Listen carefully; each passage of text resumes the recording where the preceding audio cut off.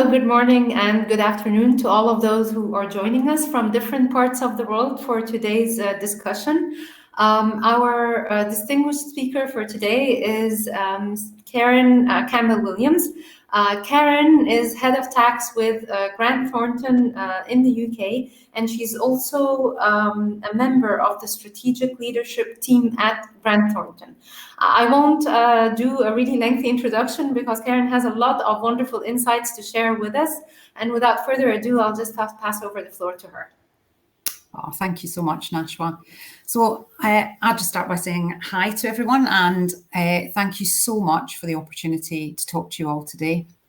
I'm going to be speaking on the topic of the pandemic, as you know, and particularly just to give you some context in terms of my experiences as a leader, the things that I learned and the impact of the pandemic, I think, in terms of how we're going to work in the future, certainly within Grant Thornton.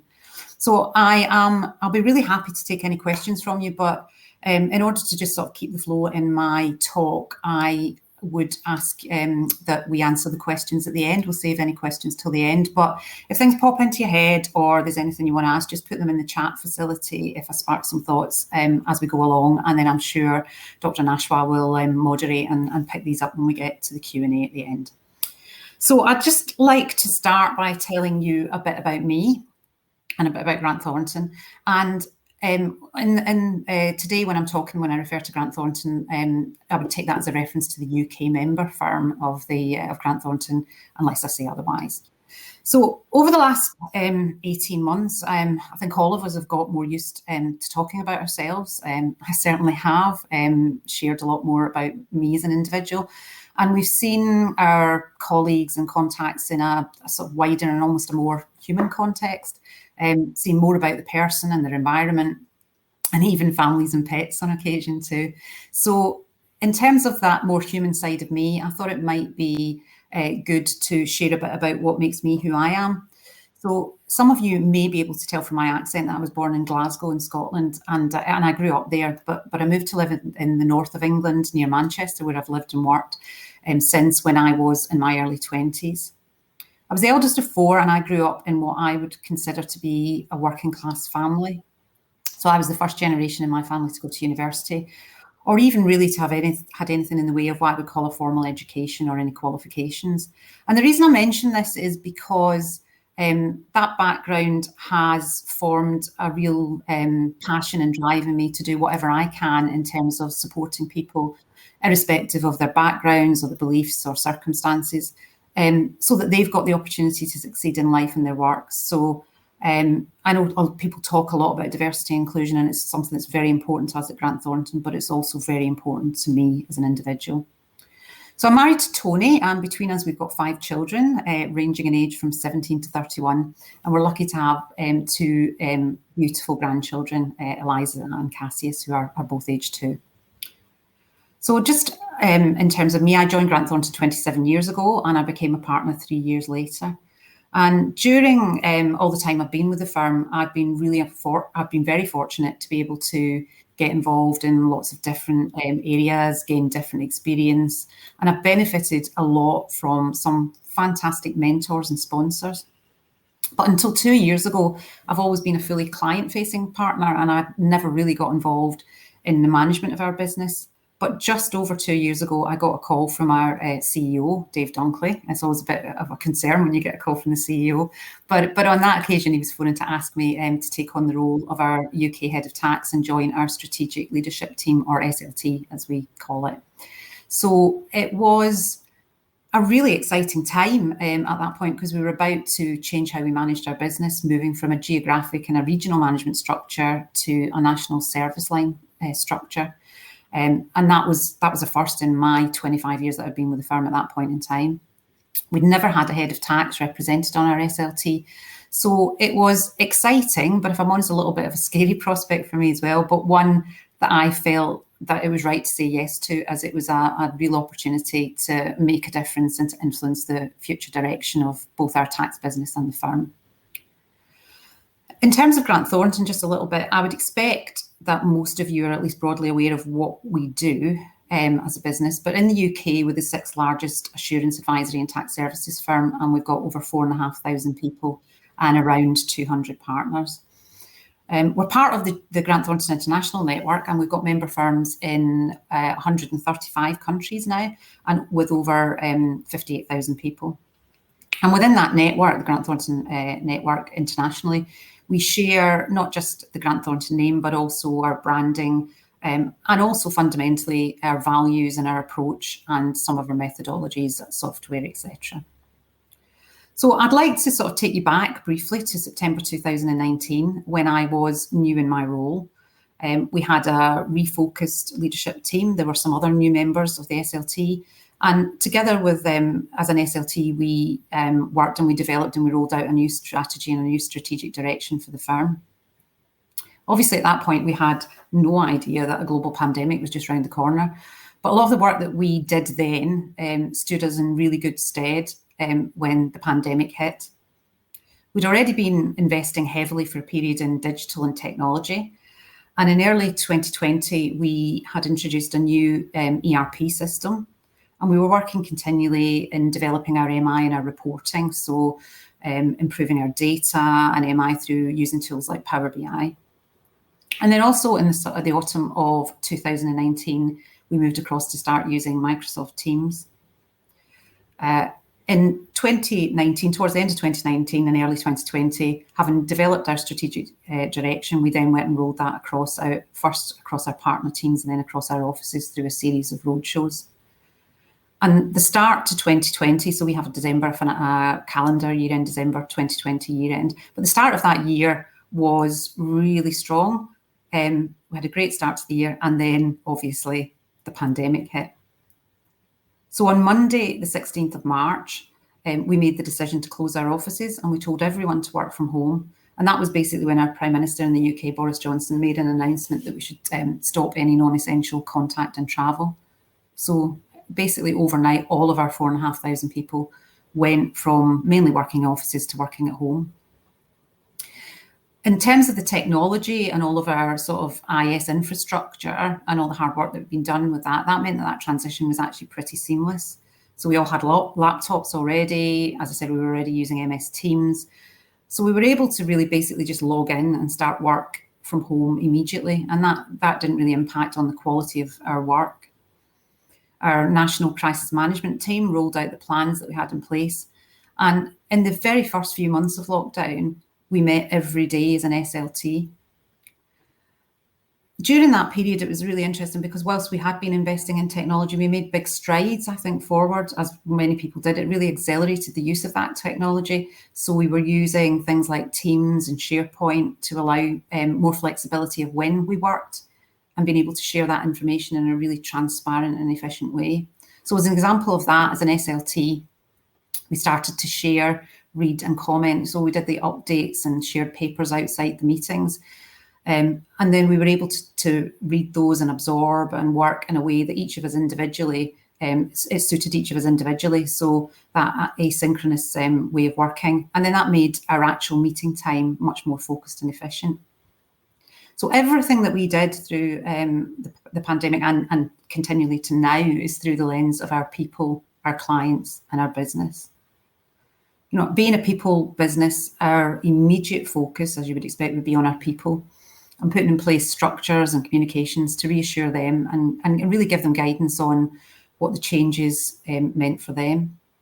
And as well as national communications, we put in place daily team meetings on local basis and briefings to really make sure our people were okay and they were clear on what they should be doing.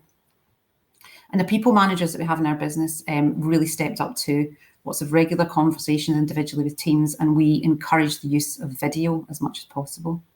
So I'll come back later to the topic of communication, but what we learned, I think quickly, was that it was absolutely crucial that we delivered updates as transparently and as quickly as we could. So every time there was an announcement by government or a change in the rules, that meant that we could make sure that we minimised any anxiety or stress for our people.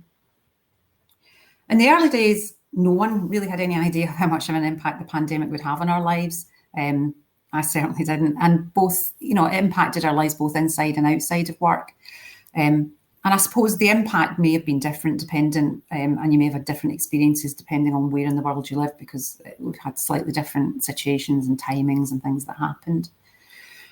But as an SLT, pretty much straight away, we began some detailed scenario planning. So we were looking at our projections and what we thought might happen on a best case, a mid case, and a worst case basis. And we quickly identified our lead indicators as a business that we needed to be tracking on a continuing basis, on a daily basis, so that we could really take action quickly if we needed to. And as you might expect, we were focused on things like our sickness and absence rates, cash collection, our utilisation and chargeable hours. And we were also tracking closely our new work opportunities that were coming in tenders and the conversion of those into work won. There was straight away almost an immediate hiatus in that most of our clients stopped really for a short period to assess their own positions. But fairly quickly, businesses started to engage again and take action as they developed their own strategic plans for how they were going to manage through the pandemic and the impacts of that. And not all parts of our business were impacted in the same way. Our audit business, it pretty much carried on, albeit that working remotely meant that we had to adapt how we did things. And at least initially, everything took a bit longer and was a bit more clunky as we and our clients adapted to the changes. Some parts of our advisory business were positively impacted and they found that they got busier. And as a firm, we kicked in really quickly to help our clients access all the government reliefs and support. But by far the biggest impact was on our deals and transactions advisory businesses, which effectively they just came to a standstill almost overnight. And all the transactions that that had been in progress and that we've been working on stopped.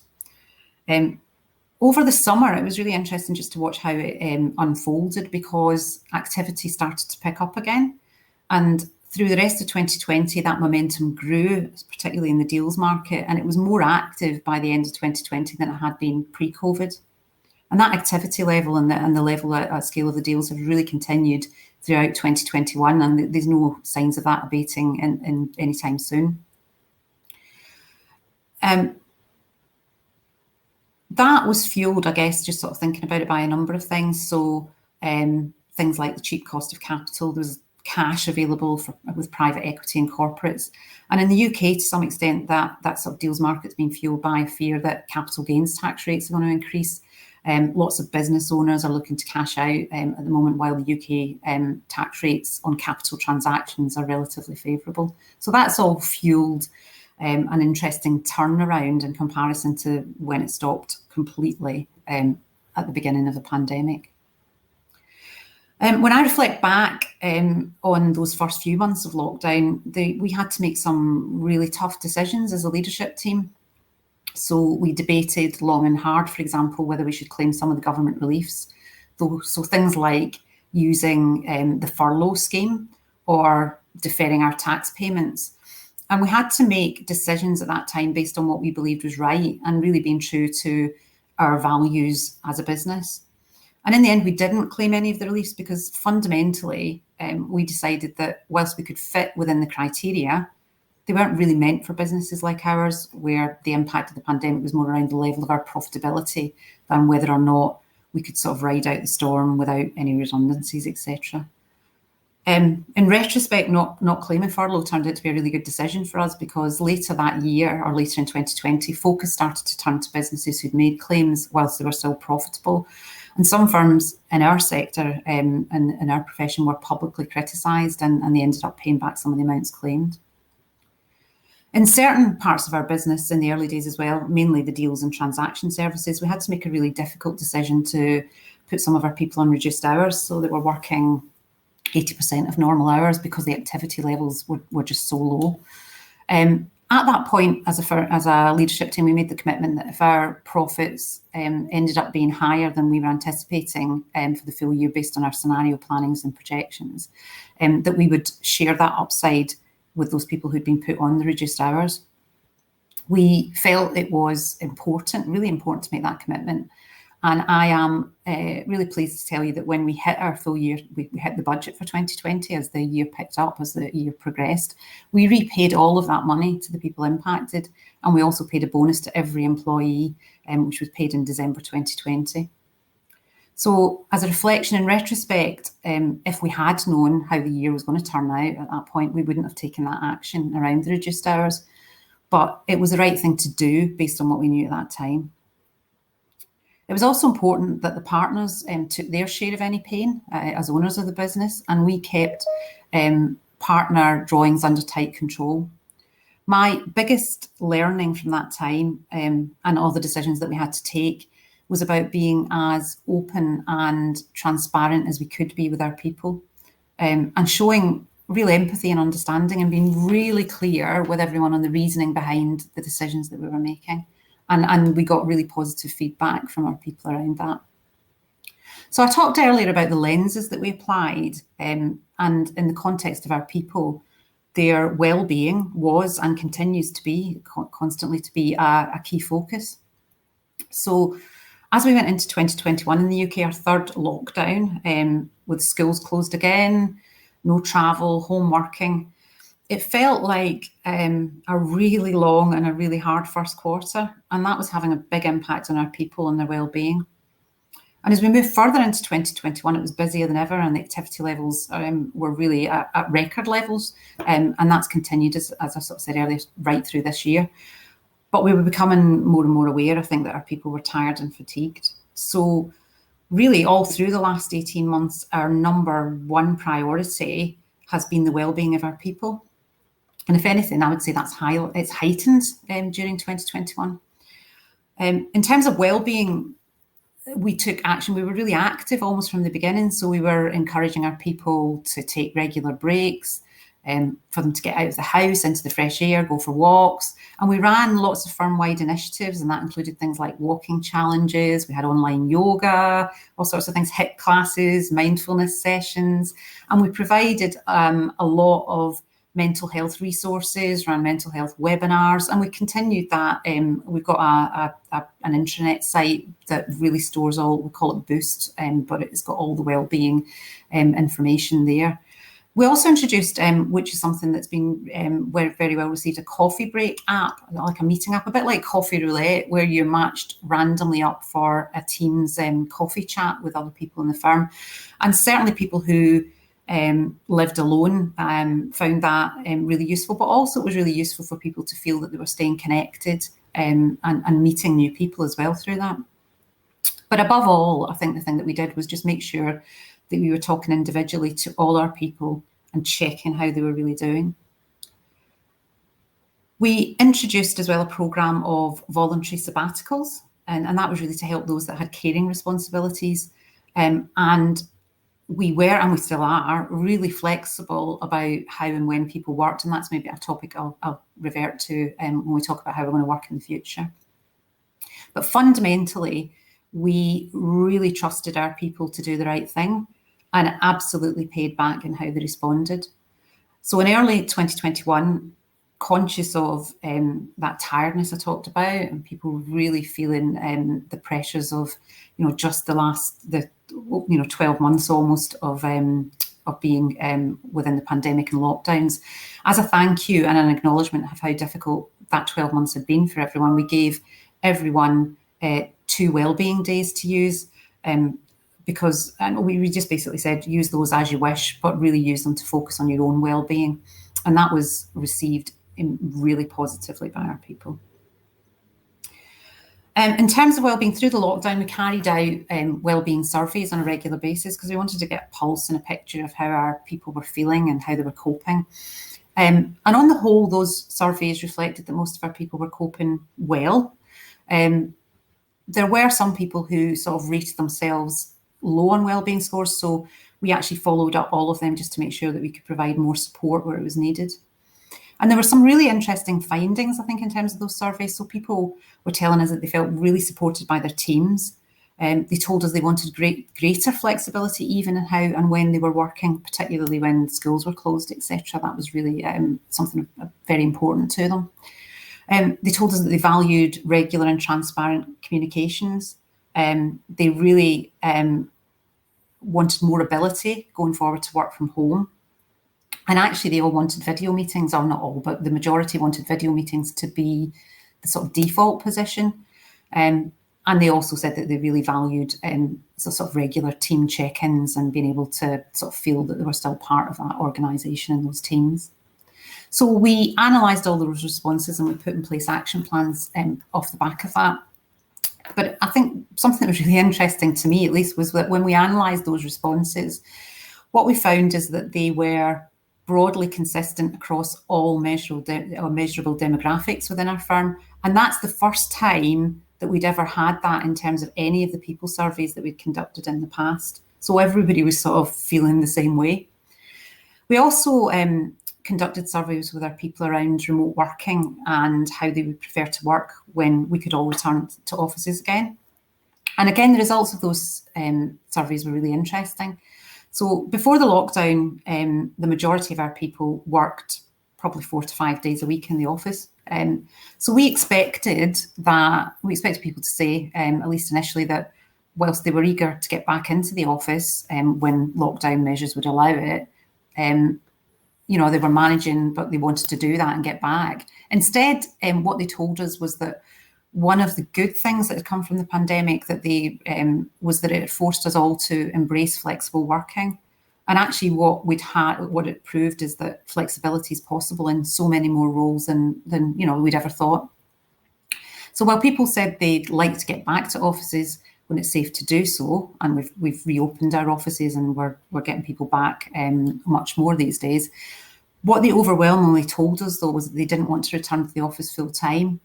80% of our people in the survey said that they wanted to work 50% or more of their time at home.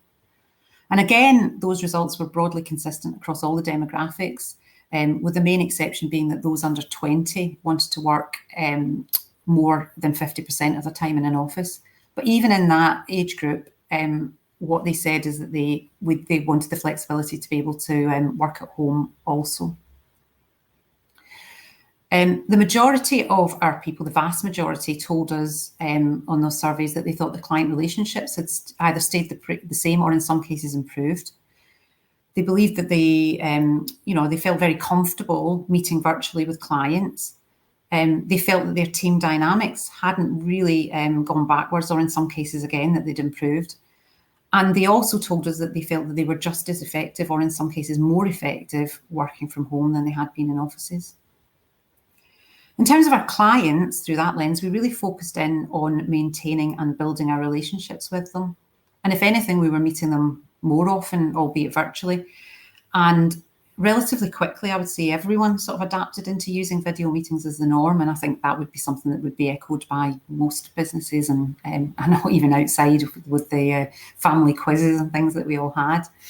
And as with our people, we actually learned more about our clients as well, because we started to see them in their home environments, and we had wider conversations, I would say, on a more human level. Using that word again, I think it was more human, and still is. We also surveyed our clients, and they told us that they thought that the quality of our service hadn't been adversely impacted by us working remotely in the pandemic. They also told us that they really valued the empathy and the understanding that our teams were showing and that we were demonstrating, and they felt that we really listened to them, something that was even more important, I think, during the pandemic. The client surveys also confirmed what we heard in our internal surveys in terms of their own businesses. Only 5% of the businesses that we surveyed said that they expected to return to full-time office working, and over half believed that their offices are going to need to be repurposed in terms of how they are in the future and as they maybe work differently. The concerns that were expressed, there were some concerns expressed by clients around remote working. And I guess when you reflect on those, they're not entirely surprising. So that included things like managing the work of more junior employees, things like provision of training and how you make training effective, a potential loss of culture within the business, lack of client-facing time, and also the impact on people's mental well-being. That came up again strongly. We've also surveyed our clients about how they want to work with us going forward, because whilst we might decide how we want to work, obviously it's really key that that works for our clients too. And the vast majority have told us that they're happy to continue to meet regularly via video meetings. They said they like the flexibility and the fact that meetings can be arranged at short notice. But they also told us that as the world is reopening and restrictions are lifting, that they would like to see us face-to-face for, important meetings, the bigger meetings, and also probably face-to-face at least once a year. We also had, we have a regular international business survey, which gathers data from, I think, over 10,000 businesses in 29 different economies, which is done under the Grant Thornton International umbrella. And the half one 2020 IBR, as an international business survey, had some really interesting data.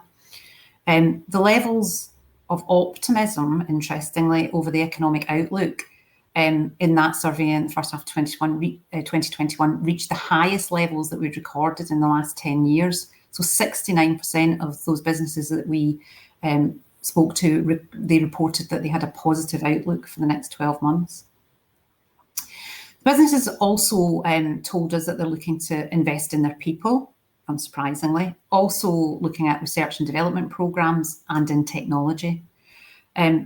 What they did say, though, is that they were focusing less on investing in property than they had done in the past.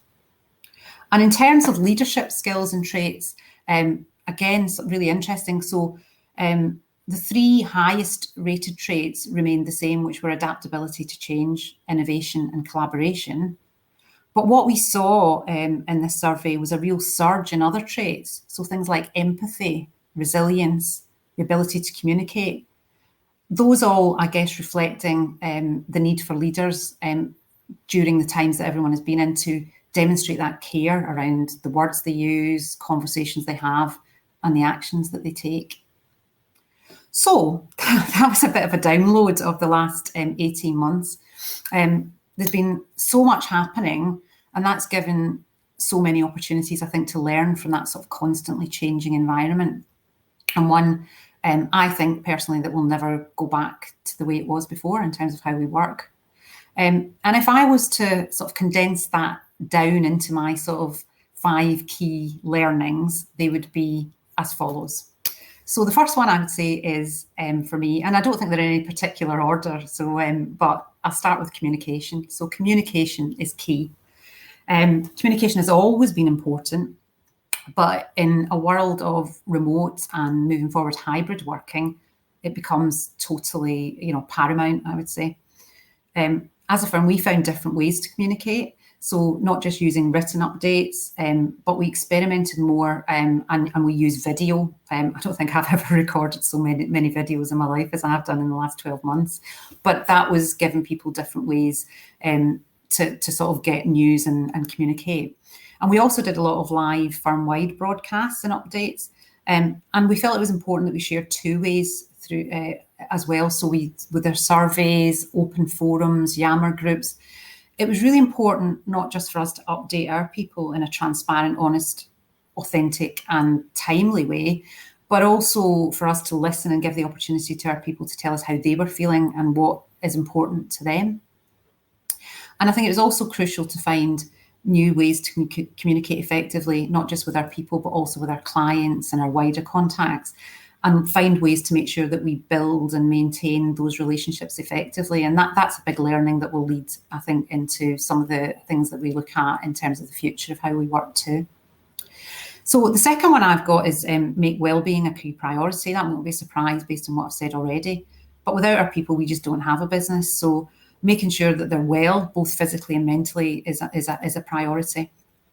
I think what I would say is the pandemic increased a trend for employers to play an expanded role in their employees' well-being, and it brought to the fore other things like personal factors and considerations that we might not have talked about as much in the past.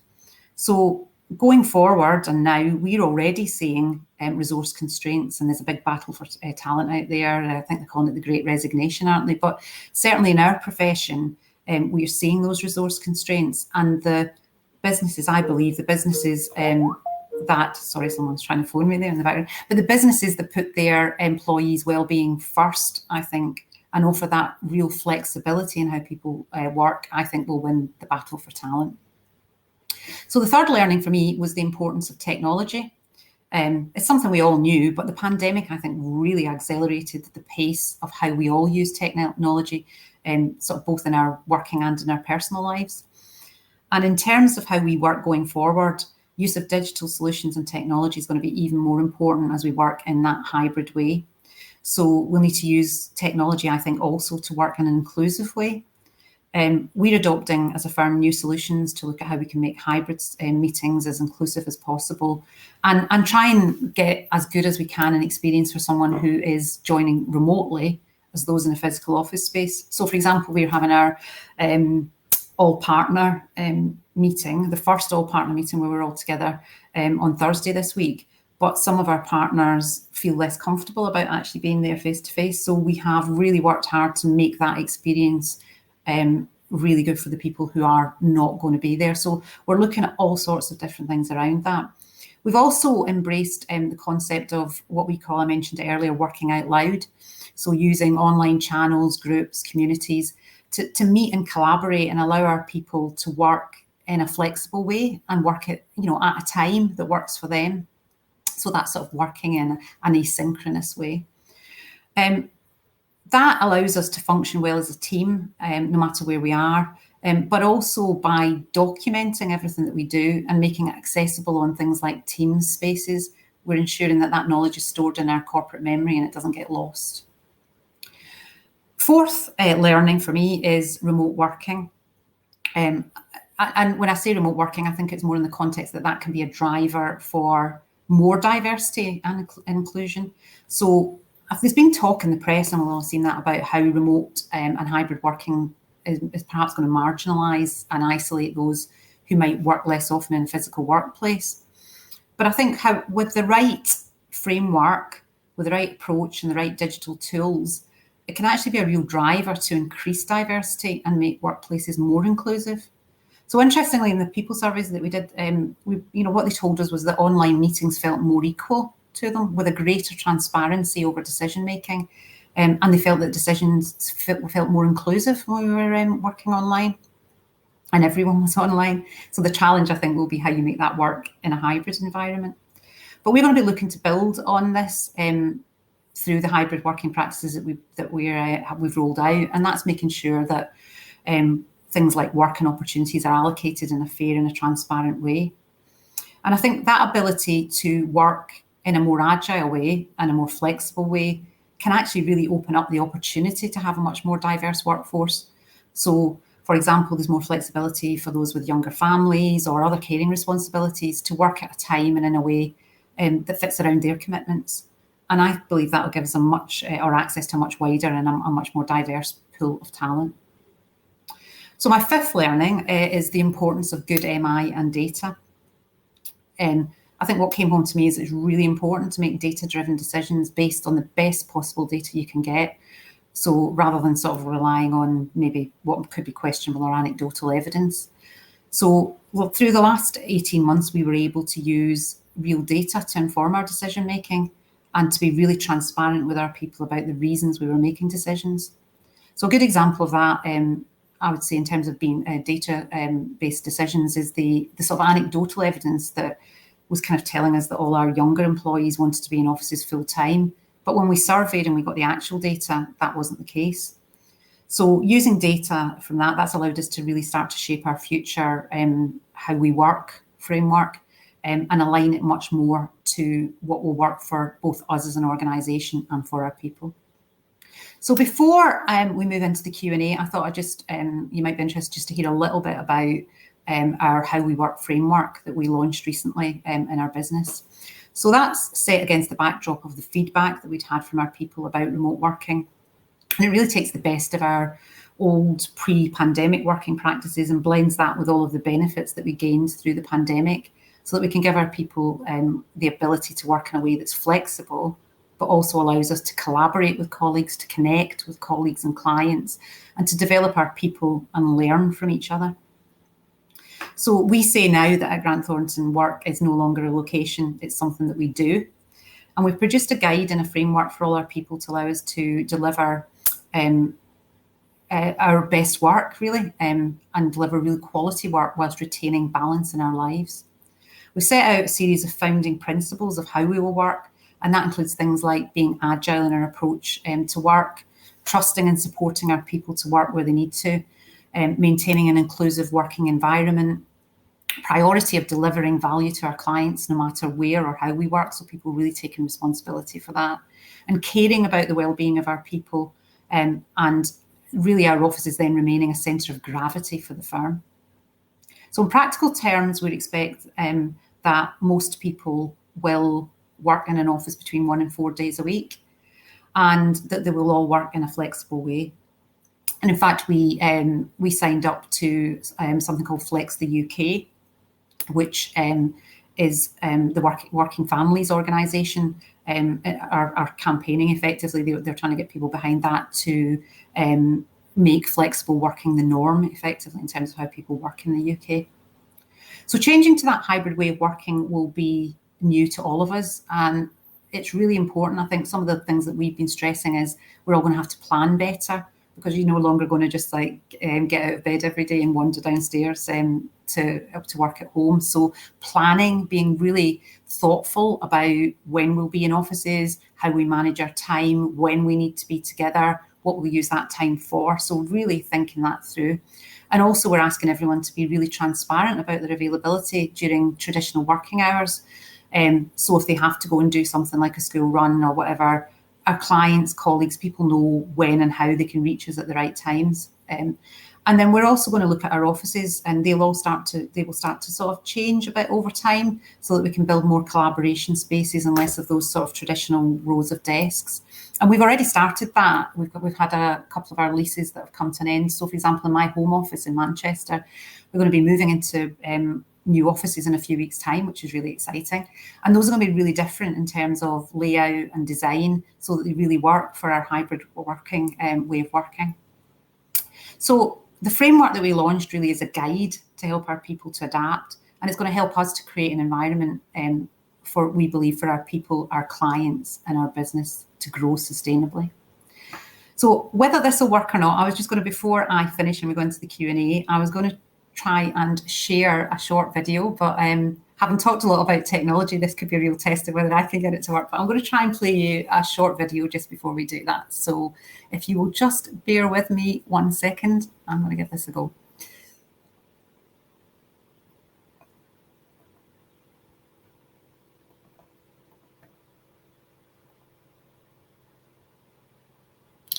Oh, hold on, let me just check. I'm not sure I clicked one of the buttons that I need to. Just give me 1 sec, sorry.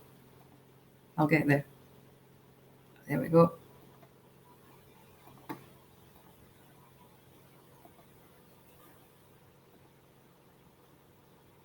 Here at Grant Thornton, we've always had what you might describe as an inconsistent approach to agile working. And if I'm being honest, I think many of us hadn't experienced the benefits.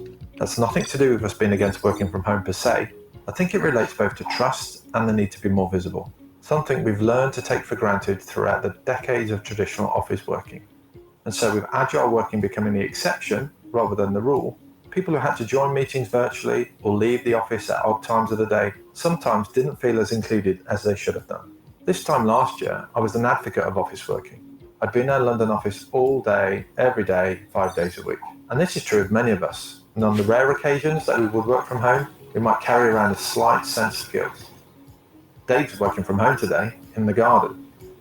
Being away from the office and knowing we were in the minority, we'd compensate for the fact that we couldn't just grab someone for a chat by working harder, sending more emails and making more phone calls so that we felt more visible and more included. That doesn't really benefit anyone. It can have an impact on our mental health, and it destroys some of the advantages of agile working.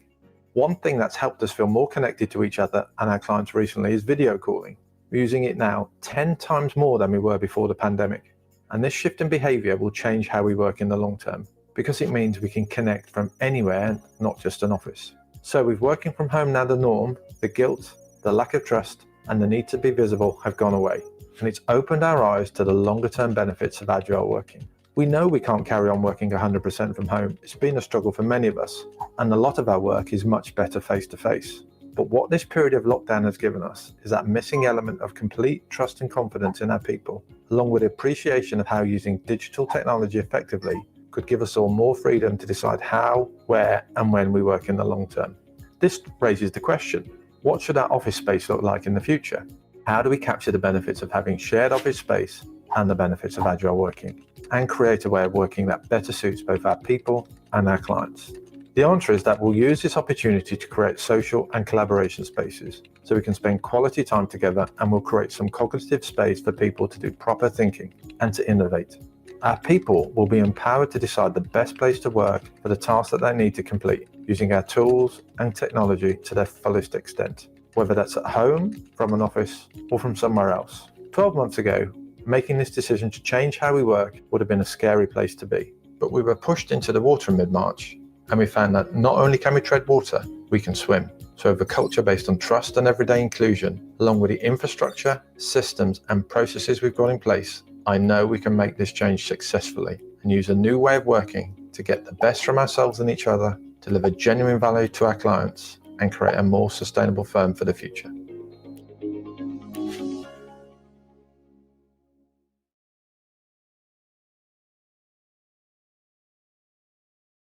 That was our CEO, Dave Dunkley, who was talking on that video, and it was recorded last year in June, actually, and then I think it was updated slightly as we moved into sort of launching our how we work framework. But a lot of that messaging has carried on, I think, and it was interesting because really it is that sort of basis of combining that trust in our people in terms of allowing them to decide how and when they work, and combining that with the digital technology so that we can really deliver that value to our clients. So that was that's me now, Nashwa. So I'll let you ask me some questions if that's Sure. So I'm just repeating that there are some questions which are coming through on the chat. I'll start with a few myself, and I'll wait for more to come through as well. So let me start just by one question. You have shared really valuable insights on how the pandemic has impacted your leadership at Grant Thornton. But maybe perhaps if you can also share a little bit on how has the pandemic impacted your clients, and what you saw work from a leadership perspective, and what you saw which didn't work as well from a leadership perspective, just generally. Yeah, I mean, in terms of how it impacted our clients, I think it was really interesting, and they were thinking and going through much the same things that we were. So I think everybody was going through that same thought processes.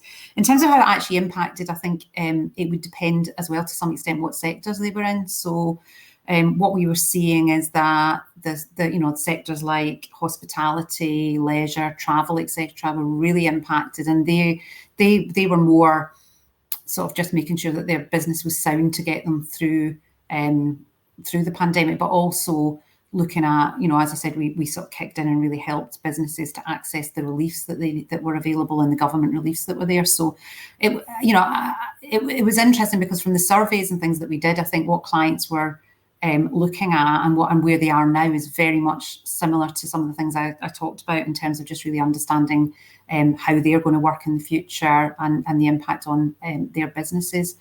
Some clients, in fact, it was probably quite polarizing is probably how I would describe it. So some of our clients actually have done a lot better through the pandemic. They've really benefited. So some examples are things like house builders, where I've got a house builder client that can't build houses quick enough because they're just getting snapped up immediately. Things like us all being trapped 24 hours a day in our homes. So home improvement, so things like kitchens and all offices and all those sort of things. So we saw some businesses really, really thrive through the pandemic. And it was, it was interesting for us because we were working with different businesses in different ways, depending on how it was impacting them. So, Sorry. That's brilliant. So if I can move on to another question, of course, I have to ask a question which is related to women in leadership, obviously. So you touched upon something which was very interesting in your presentation, which was that actually, in a way, having this hybrid form of working was more inclusive, possibly, and more flexible. But there's also been the argument that perhaps also because of homeschooling and what have you, in a way, women were more affected or bore the impact of the pandemic a little bit more. How did you find that with your employees or with your colleagues? Yeah, it's a good point, and it's something we did see. So I think I mentioned when I was talking about sabbaticals. So we introduced sabbaticals, which were for anyone who might need some more time, and we also gave people the opportunity to voluntarily have reduced hours if they needed that in terms of their family situations, particularly when the schools were closed, because that was really, really hard for people balancing both, homeschooling and working, or people with really young children in the very early days, like nurseries and children's nurseries and things were closed. What I think we found was that, and it's sort of society, isn't it? But the bulk of that probably fell on the women in our organisation rather than the men. But actually, it's been quite interesting that I saw personally with the teams that I worked with and the people that I talked to, that a lot of the men in our organisation were also sort of stepping into some of that role. They were working together, they were finding times, they were changing the working hours, and we were really flexible about that, so that, like if you had two working parents, that they could spend time, or if, it's not even just parents, other people with other caring responsibilities as well, like elderly parents or whatever, that needed that flexibility. But what I thought was interesting is I saw some movement in terms of that sort of sharing of responsibilities, because of the intensity of how much people had to do when they were trying to balance work and trying to find ways. So we just tried to support our people as much as we could around that, as I say, by the flexibility and by offering, where people wanted to maybe change hours, reduce hours, and in some cases they chose to have sabbaticals. There weren't many that actually took sabbaticals out of the business, though. So I think it's encouraging, talking on some of the forums that we had as well. A lot of the men in our organisation were actually saying how much and that came through in some of the feedback on surveys and things, how much they appreciated being able to spend more time with their families as well. So I think it's really opened a lot of people's eyes in a different way to how the future could be. Office. It certainly is, yeah. So then, if I may move to your perspectives on recruitment now, when you're looking for candidates for recruitment, has the skill set that you're looking for kind of shifted, knowing that most of our audience would be coming to the job market at some point? Has your focus shifted? Are you focusing on certain skill sets more than others now? I think we are, in terms of what we do, there will be certain skill sets that are needed from a technical point of view, for example, etc. But really, I suppose where we've fundamentally seen a big change over the last few years is in terms of making sure that we really get diverse teams and so our recruitment is very focused around making sure that we build that diversity, and not just in terms of gender, but also in terms of sort of ethnicity, sexual preference, LGBTQ, etc. So really widening out to make sure that, we've got that sort of diversity of thought and the sort of diverse perspectives within our workforce. So we really, really are looking at more and more how do we make sure that we get that diversity. I mean, I talked at the beginning a little bit, didn't I, about me and what formed me. So I'm actually, one of my other sort of hats that I wear is I am the SLT sponsor for social mobility, which is one of our diversity strands within the firm. And that's something that we've been very active in. We were number 2 last year in the social mobility index. We've been on the top 10 every year since it came in. And really what we've been looking at is, in terms of all our recruitment practices, is making sure that we get as much representation as we can, with those from different backgrounds, including lower socioeconomic backgrounds, and really doing a lot of work around that intersectionality, in terms of all the different sort of strands of diversity and how those intersect. So it's really interesting, actually. So we've been doing things like changing, doing some blind interviews, if that's the right word, or that's probably not a good word to use, but not necessarily knowing the candidates to start, and actually being really, really focused around things like we've done not just unconscious bias training, but lots of inclusivity work. We've got all sorts of different groups that have been about, I think we'd all have said we've probably been on a bit of a journey of self-education or of education of ourselves over the last 12 to 18 months in particular. And we've been running lots of different sessions. So we have Let's Talk About Race sessions where people can really explain their lived experiences. We've got all sorts of different things. We've obviously got Black History Month coming up next month as well. So we've been doing lots, I think, about how we make people feel included. And actually, interestingly, the feedback that we're getting around that is that people really do feel that we've got a much more inclusive environment. We've also introduced what we call an inclusion advisory board. So all of the decisions that we make as an SLT of any sort of key areas get run past the inclusion advisory board, and that's made up of people from a lot of different diverse backgrounds.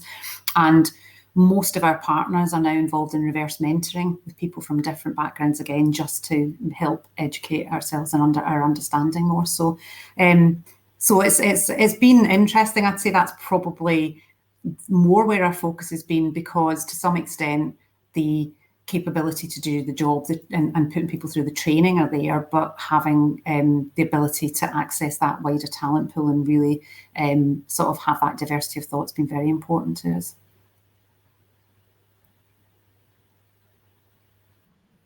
Which is related to habits, pre-pandemic and post-pandemic, then, if I may take it to that. Is there anything in particular that you started doing post-pandemic, which you might not have necessarily done a lot of before pandemic? I'm trying to think what I suppose I more tried to make sure that I continued some of the things that I did personally. I found it really hard, and I think a lot of people did. Certainly in the early days, in terms of that sort of blurring of the lines when you're working at home in terms of work and home life, and certainly when it was very intense in the early days, working really long hours. So what I tried to do is just make sure that I built in some of the things that I did before. So I used to go to the gym every morning before I went to work. That was part of my routine, but obviously that was closed. So I got myself in a routine. My husband bought me for my birthday a spin bike, so I do my cycling every day and just sort of built that in. And obviously things like my husband and I also took up Latin and ballroom dancing a few years ago, so we've kept that up through things like Zoom sessions whilst we weren't allowed to go in person, and really tried to sort of, I think it's important to put some disciplines in around things that help you have that balance in your life, is probably how I describe it. So there was, and that's something we try to encourage our people to do as well. I mean, the walking challenge, the challenges that we run were fantastic. We had such engagement from our people in that, and everyone got involved. The SLT got involved in it, all of our, like at different levels. It was right across the board. And what we found is that we had 1,600 people, I think, who did one of the walking challenges before Christmas. 160 teams, and we walked, I think it was something like 450,000 kilometres, which is more than to the moon and back between us in a 6-week period. And there was a real sense of engagement with that, because people were taking photographs when they were out in their walks, they were sharing them. So I think it is about, not necessarily, I would say, new habits for me, certainly, but more keeping up the right habits and keeping the good things and building that time in to make sure that you don't lose some of the like the good things that you've been doing historically. So. If I can just ask you one final question, I think this is what we have time for. So in terms of, if you were to leave, you've shared 5 key lessons or insights that you have taken out of the pandemic. But if you were to leave our viewers or the students who are joining us today with one key takeaway, one key thing to focus their energy on in times of extreme change, like what we have seen now, what would that be?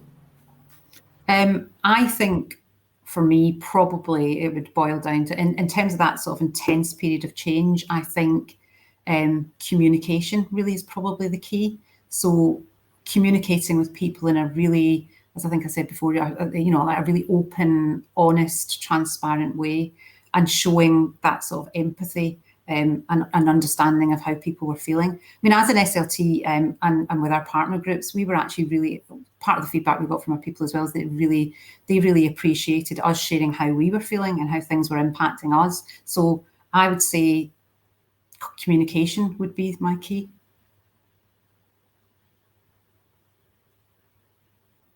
Much for the open discussion and for sharing with us all the insights and the presentation. And I think I'll hand over to David for wrapping up the session. Okay, I just wanted very quickly to thank Karen in particular, and thank you, Nashwa, too, for very clear and very insightful thoughts about the last 18 months. One of the things that comes through to me is the fact that we are starting to value one another as people better and more. And on that note, I would like to even expand it further. One of the lessons that we have got to learn in the future is how we value the natural world around us even more and our role within it.